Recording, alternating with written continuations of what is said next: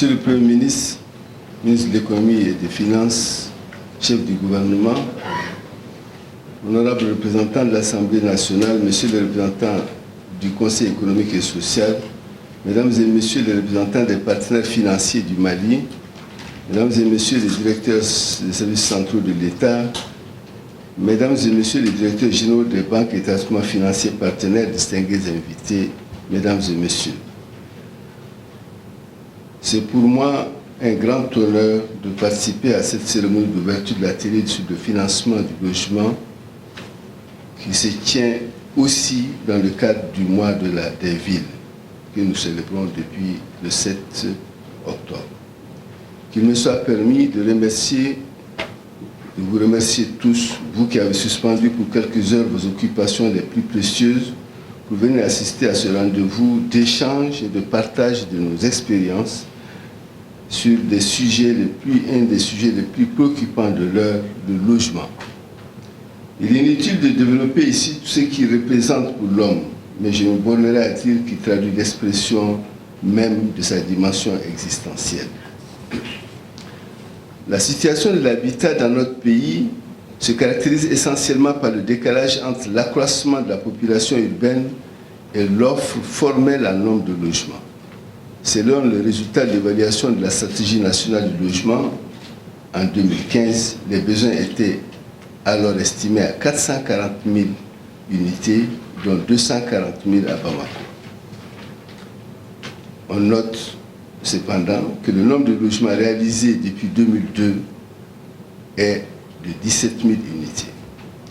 Le financement des différents programmes a été principalement assuré sur des ressources budgétaires de l'État, constituant une charge importante sur les finances publiques, mais malgré les efforts fournis par le gouvernement, les besoins deviennent croissants et difficiles à satisfaire.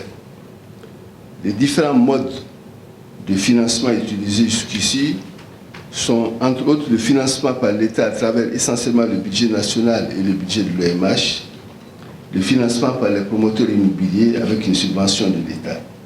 Ces modes de financement ont montré leurs limites et peinent à apporter une réponse adéquate aux besoins pressants de nos populations. C'est en faveur de ces populations qu'il nous revient de réfléchir aujourd'hui sur des modes de financement pérennes et inclusifs impliquant tous les acteurs de l'économie nationale. C'est à ce titre que le présent atelier, qui porte sur le financement de l'habitat par le mécanisme du prêt acquéreur, a été initié. Il a pour objectif d'informer et d'échanger sur les acteurs sur les modes alternatifs de financement des programmes de logement prêt acquéreur, d'identifier des mesures d'ordre financier et fiscal nécessaires pour tirer les meilleurs avantages de ce mécanisme, d'identifier les voies et solutions d'amélioration des moyens d'intervention de l'OMH, d'analyser avec les acteurs les recommandations formulées par les panélistes à soumettre aux autorités supérieures.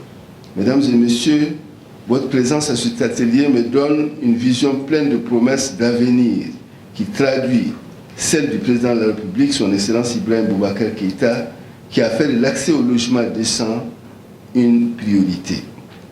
Cet atelier est donc l'occasion de débattre et d'avancer ensemble sur les solutions, car le logement est un besoin fondamental de l'homme.